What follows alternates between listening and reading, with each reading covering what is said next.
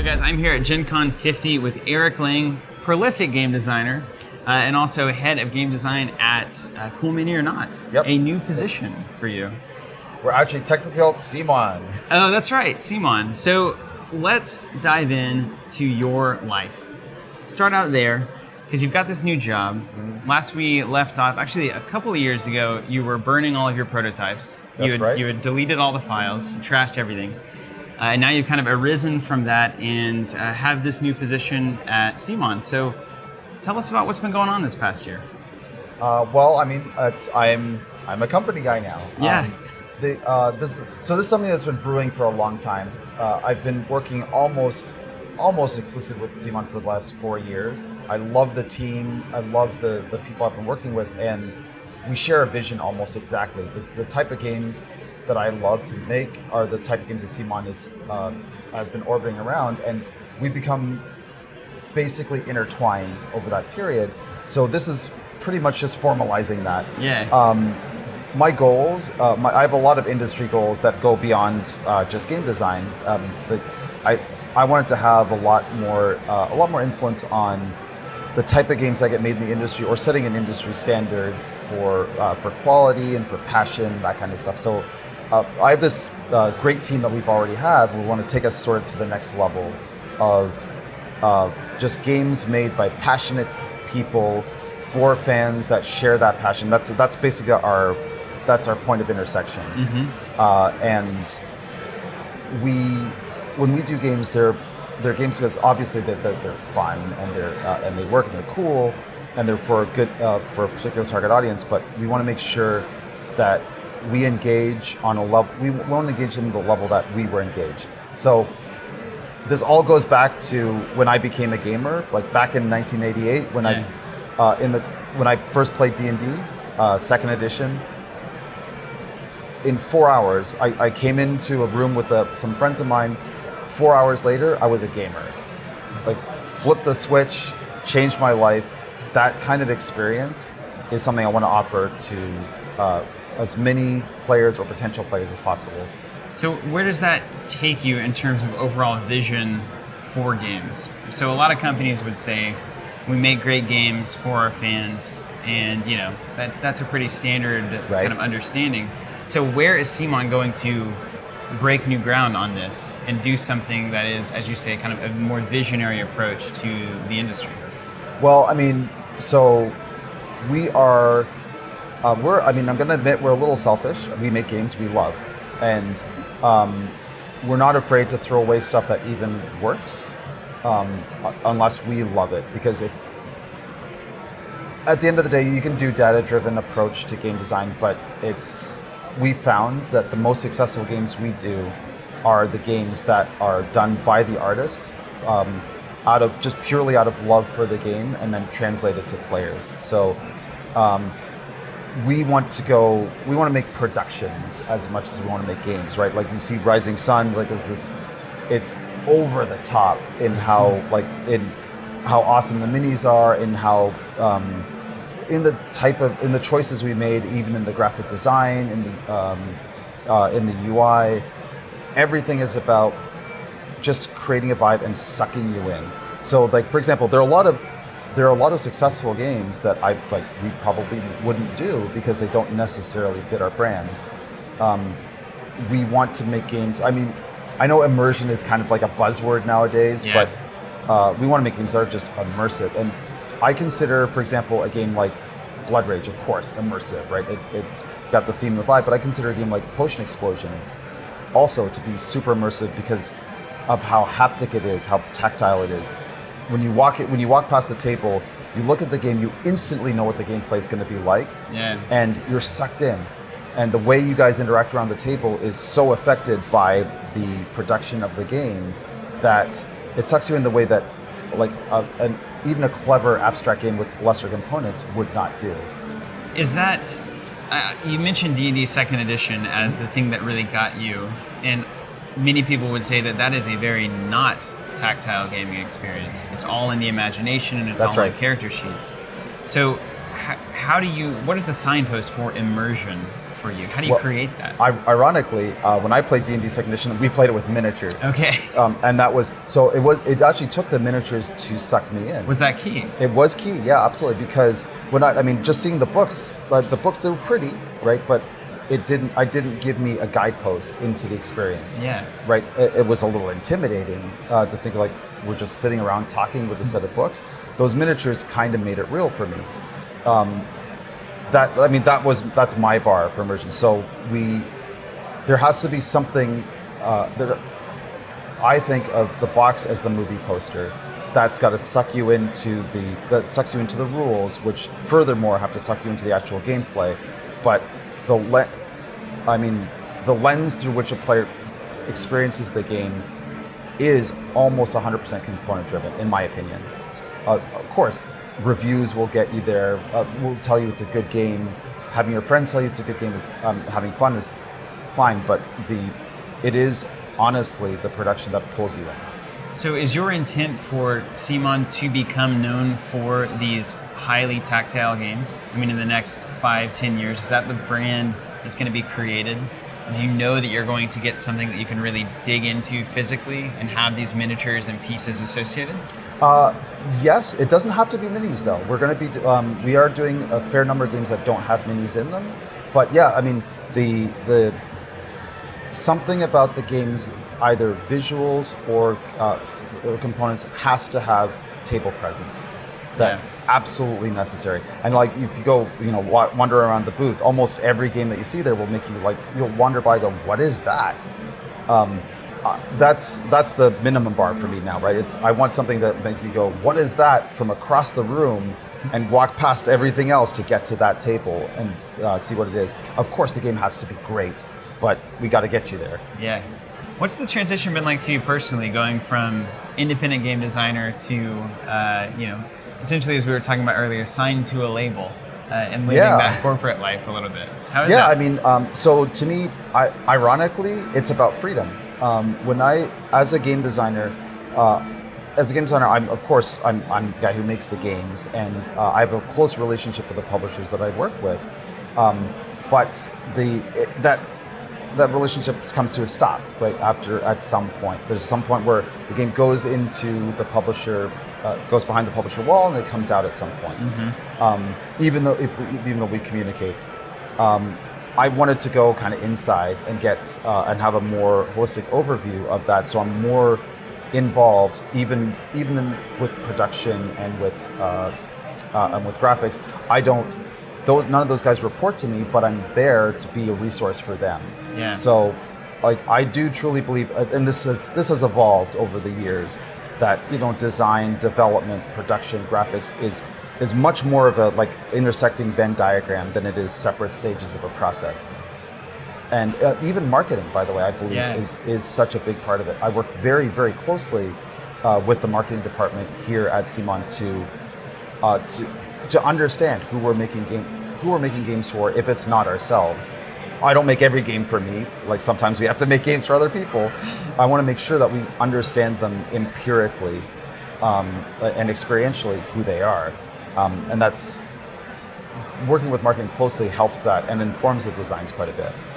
Let's talk about a game that you did make for yourself, as you've told us, Rising Sun. That's my most selfish game, I think, to date. So what does an Eric Lang game look and play like? So I grew up old school, right? I played Risk, I played Diplomacy, Axis and Allies. I even played Europe engulfed in crazy long games. Back then, I had infinite patience for those kind of games. I don't anymore. I've got a pretty short attention span and a pretty short threshold. So I always want the most streamlined expression of those epic ideas. And my favorite games ride that razor's edge, right? Where if it was even a little bit longer, it would overstay its welcome. If it was even a little bit shorter, it would be unsatisfying. Yeah. I love that. I love games that are right on the rails. So, and even though I like games that are strategic and offer you chances to build cool stuff for yourself and have progression, I want to make sure that the over-the-table interaction is a key component for it. So where Blood Rage is more about the testosterone challenge across the table, eye to eye for other players, Rising Sun is a very I want to encapsulate a very specific vibe. I want the game to sort of appeal to my inner OCD of making sure the components are always very, very well laid out. Everything's sort of ritualized. You're playing this war game and you're brutally fighting over provinces, but because of the way you handle the components, the way the game turns work, you very politely you choose a political mandate on your turn, and then you put it out here for and everybody discusses how we're going to do it. Then you take the remaining mandates, you hand it off to the player to your left. I even made it purposely just the tiles a little thick, so you had to pick it up and hand it over to your opponent. It's subtle, but it puts you in that space. Yeah. Even players that are really they come to the player kind of aggressive, the game kind of calms you down a little bit. The colors are all very pastel. There's a lot of flow to the graphic design. To me, that's all necessary. Yeah. You notice I didn't really talk about mechanics at all. Yeah. The mechanics flowed from that, though. I came from this game 100% from vibe. I wanted to capture that feeling in a game, and I went through dozens and dozens of iterations until I got there, until the mechanics just kind of melt away. Yeah. And then you're just stuck in that vibe. Can you give me an example of something that you tweaked in the design process that took Rising Sun from either too epic or not epic enough and kind of aligned it properly? Oh yeah, sure. It's hard to talk about with the wrong details of gameplay, and I think at this time, very few people have played the game. Yeah. The gameplay is at its base about 90 minutes for 4 players, depending on speed and diplomacy. The game has a big diplomacy aspect. Players who like to talk a lot, the game will go about 2 hours, maybe even 2.5 for real groups. But I want it to feel like 90 minutes. Yeah. There are 8 provinces on the map, and I actually had a completely different version of the game where players would actually travel from province to province, making decisions together on how to allocate their forces and what to do in that province. It had that diplomatic feel, and I had a really cool component that added to it. But the issue was that by the time you got to the 8th province in the season, players were kind of exhausted. They talked themselves out. There was no relief.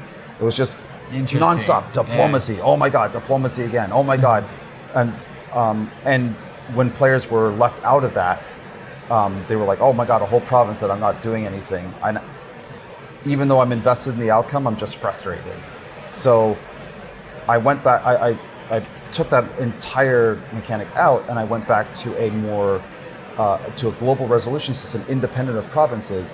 We choose exactly 7 mandates that all players are involved in, but because you're doing exactly 7 and they're a little bit more atomic, some players can choose not to care as much, and they're actually relieved. They can have all right, I don't care as much about this. I have some downtime. I can plan a little bit. So basically put some air back in the game. Yeah, wow. Can we move on to Song of Ice and Fire? Sure thing. Something I'm very, very curious about this miniatures game. Before we do, when is Rising Sun officially planning to hit the shelves? I have no idea. The more I get into development, the deeper I get into development, I know what my deadlines are. I don't know I don't know what the real world wants. I have to admit, it's really cool to see a game that we even were looking at last Gen Con, and just to know that it has been developed and designed and worked through this entire time, and will be hitting the shelves when it's ready, essentially. It feels like Absolutely. That very much is your philosophy on design, right? Absolutely, it's done when it's done. Now, the game has been done for several months, but now production's doing its thing. I think it's coming out early next year. Nice.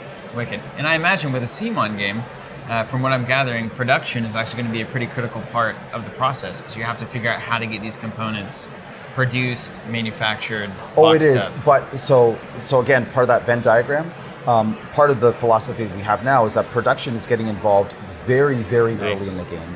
So I don't even start a game unless we're talking to a producer, and we work on like sometimes producers come in before a game is even playable, and and I start thinking about components like, let's make sure this is producible, or let's brainstorm ways to like bring it over the top even a little bit more, and then do that. So by the time that we were finishing design with Rising Sun, production was also finished because we were all like hand in hand. Nice, makes sense. So Song of Ice and Fire miniatures game. You're not really a miniatures game player. Is that fair to say? It's true. As much as you love the tactile, how did that happen? So I love the idea of miniature games, and I grew. So here's the funny thing: I grew up a Warhammer fan. I loved Warhammer. I grew up Warhammer fantasy to a lesser extent. I loved the lore, but 40K was where I lived. I loved the minis. I love the lore. I mean, I guess obviously from the games I made, right? Yeah, right. I'm a huge fan of that. Especially the 4 Chaos Gods were one of my favorite parts of the lore. Anyway, the game itself, I always found to be a little. It was just a little overbearing. Like it relied a little bit too much on too much bookkeeping required here, and too many exceptions cases to keep track of, or more exception cases than I cared to keep track of. But what I love about miniatures game, I always loved the idea. And by the way, I played Starfleet Battles. I played War Machine. I played a lot of miniatures games, and I always come in the same way. I love the idea. I love what's going on here. I love the fact that you can look at the visuals and have an idea of what the unit does. Mm-hmm. That's really key. And of course, I also love Game of Thrones. I love the Game of Thrones book. I love the Song of Ice and Fire series. Yeah. So the fact, the chance to work on both of those and do something, work on a miniature game that sort of intersects the way the sort of modern board gamers look at miniature games, that was kind of our goal. Now, the interesting thing about this game is that the Game of Thrones game was actually in development for almost a year before I even came on. No, sorry, over a year. Over a year. Wow, okay. This is a co-design with Michael Chanel, who designed Rum and Bones and Dark Age and Wrath of Kings. Nice, okay. He's a seasoned miniature gamer, so we had a really cool dynamic as a team. The game, when I came into the game, it was already done. Like the game, the core game engine was already done, and it was really solid. I was so impressed by how he condensed the mechanics of rank and file type miniature games into a really accessible system. What I brought to the table was to come at this from a board gamer's perspective and go, what if we made the game really sexy for board gamers and made the way you think about this a little different from other games? So make the political part of the game a much deeper part of it. Make the hand management a deeper part of it. So like you're thinking like when you play miniature games, you think a lot about the micro, right? You think about like how am I going to accomplish getting this guy over there in X number of turns without him counter maneuvering, et cetera, et cetera. That exists here, but those decisions are slightly simpler and a little bit more streamlined. But in addition, you have to think about all these non-combat NCUs, non-combat units that are going to go behind the scenes and work politically to affect the battlefield, and what kind of reactive cards you have. All the exception cases that you find in a lot of miniature games exist in this game, but they only come in cards. So, for example, morale, right? Morale is a big part of most miniature games. You take damage, you have to make a morale check, or you get, or particular circumstances triggers one, you make a morale check. In this game, instead of routing you just lose units. You use additional units, they ran away. But in a lot of miniature games, there's additional contextualized effects. What if you fail a morale check when you have your back to a unit, or if you are being double flanked, that kind of stuff. We don't have any of that. That's if I decide I want to punish you for failing a morale check beyond the intrinsic rules, I put that in my deck. So I can build a Lannister deck that extra punishes you for failing morale checks, and I can build an army around hitting your morale. Wow. I brought that to the table, rather than that's part of the full game. Interesting. So taking advantage of a lot of these kind of things that are happening on the board is not necessarily in the rule book. It's in the deck that you've built to take advantage of what you're trying to do to your opponent. Exactly right. And the game itself, so the architecture of the game is a little bit different. So most miniature games are scenario based, right? But when you approach most miniature games, how do I learn to play a miniature game?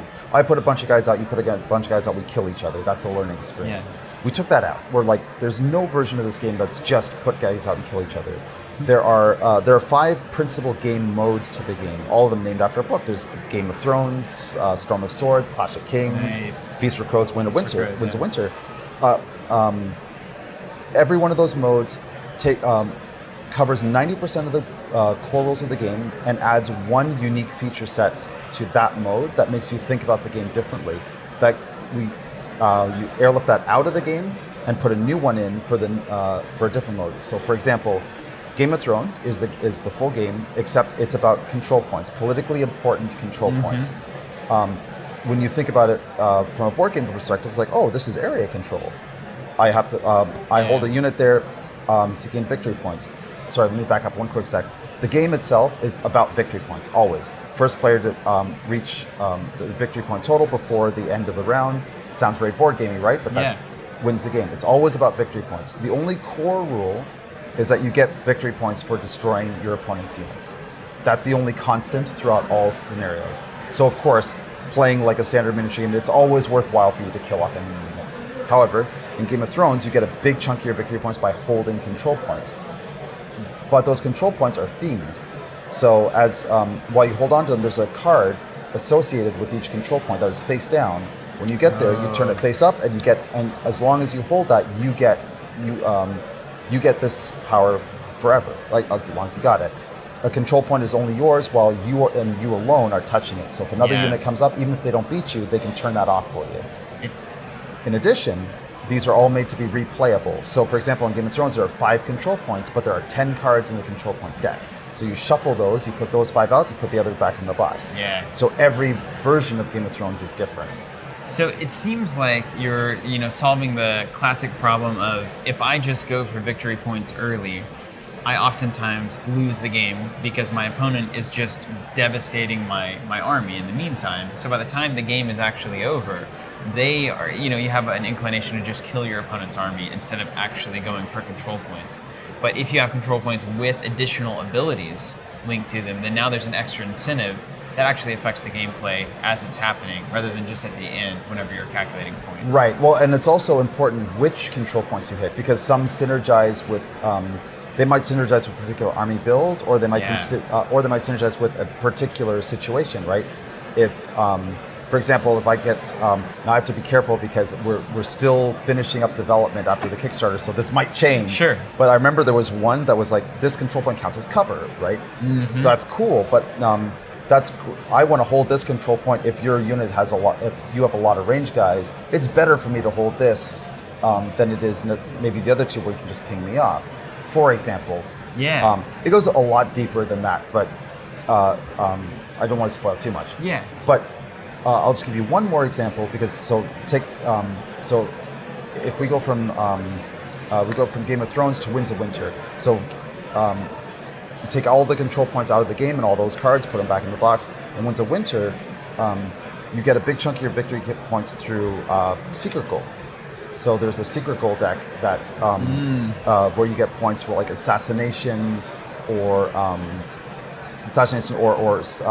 holding morale in the face of getting your butt kicked. These 7 cards, right? But you're going to shuffle them, and each player is going to get some of them. You put the rest back in the box secret. So what this does that I haven't seen a lot in miniature games is it actually affords you the ability to bluff. Right, you have to anticipate what your opponent is trying to do, and they're designed in such a way, they dovetail enough that you actually can represent going for one type of victory while going for something else instead and feint your opponent out. Wow. So you actually get to play mind games, which again feels very Game of Thrones. Yeah. I think that's really cool, and it's something I haven't seen in miniature games yet. How do you smash together essentially these miniatures mechanics that have a certain weight that is necessary, and then add board game cards on top of that. How do you keep that from getting too complex? Well, so part of that was the reason why I was inspired here is because the game system they had was really simple already. So Michael and I got together, and this is a perfect melding of our backgrounds. So Michael's actually also a modern board gamer too. Like he designed Rum and Bones, which is that really modern sensibility. So he knew where I was coming from. Yeah. But I kept my role was to keep challenging us. Like, how do we really need this exception case? Can we take that out and put it in, let it come into the cards? And we streamlined that game even further to the point where no individual piece of the game is either too rules complex or too cognitively complex. We avoid a lot of virtual states where you have to track a whole bunch of stuff. We're very fussy with the abilities that we have, so there aren't a lot of ongoing plus minus mechanics going on there, like buffs and debuffs that where generally you look at the card, you know what it does. There's state-based effects. This was Michael's idea, which is really great. Like, for example, if you're panicked, instead of being in a perpetual state of having to superimpose a state effect on your unit, no, you get a panic token. I can spend that panic token to screw you on a save. Yeah. Right. So nice. It's my responsibility to remember that you're panicked, which means that alleviates the memory issue of, oh, I forgot that you're panicked, blah blah blah blah. Yeah. There it is. So those type of design choices, I think, make the game accessible. Now, of course, my litmus test, I always go.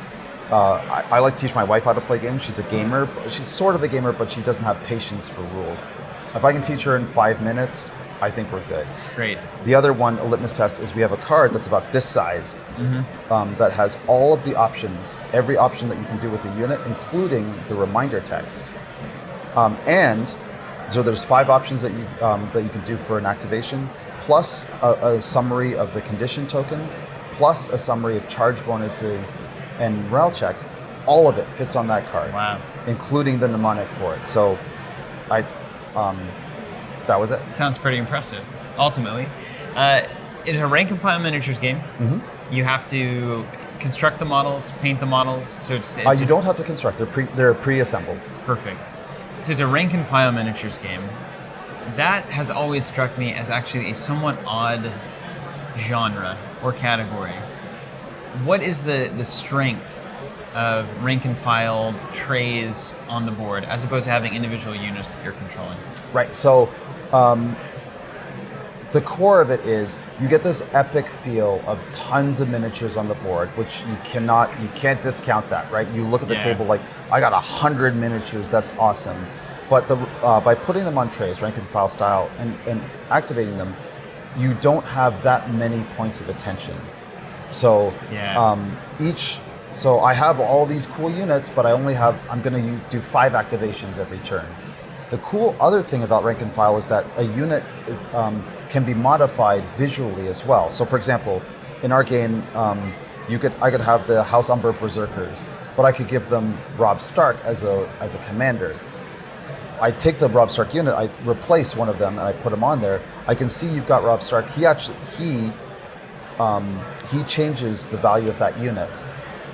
So the unit has its own stats, but Robb Stark's card superimposes over that, adds an ability to them. So, and both I see that on the cards, but I also see it visually. Yeah.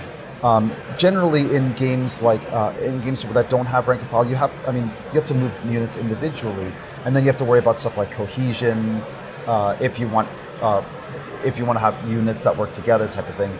We didn't want to have that. We just want to have the satisfaction of pushing a cool tray of units and pivoting. That made sense. The fact that the footprint of a tray is so big, like pivoting it on its center and forcing them to line up actually lets us simplify a lot of the clunky parts of miniature games. So you touch, you auto synchronize. That's it. Perfect. And so you also have Godfather and Secrets here. Godfather is the other CMON title, and then Secrets you've done for Repo Studios. That's right. Is that right? Secrets is a sneak peek. It's a game I co-designed with Bruno Faiduti, hidden identity game. I'm going to talk a lot more about that at Essen, because it'll be released there. Super proud of the game. Unfortunately, I don't have anything to show you, but Godfather is at this time has already been released for a month, so it's not technically a new Gen Con release, but it is new out there. It's another labor of love. I designed it mostly for me.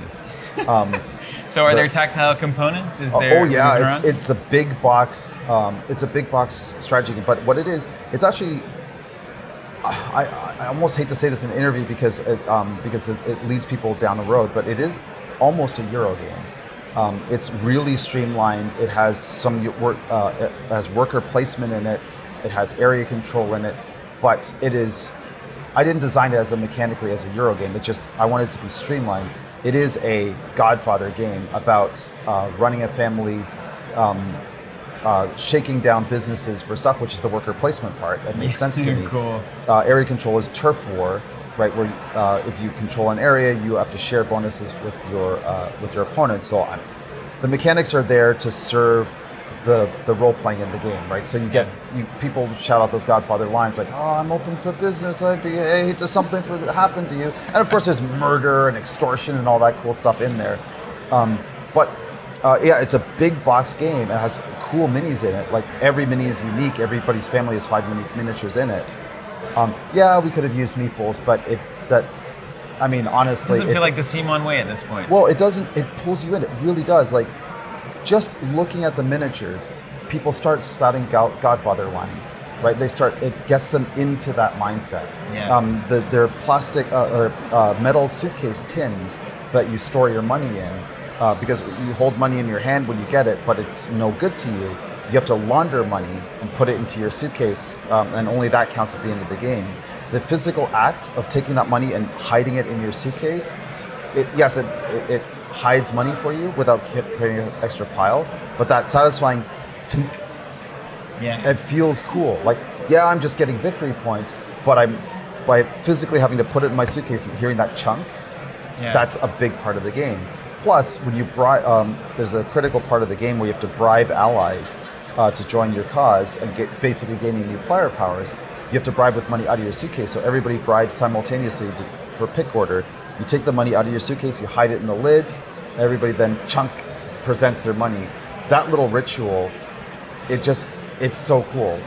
We could have done it with envelopes, but it would not have been the same. Would have even been close to the same, in my opinion. Well, Eric, I'll finish off with a more kind of conceptual, philosophical question for you. Sure.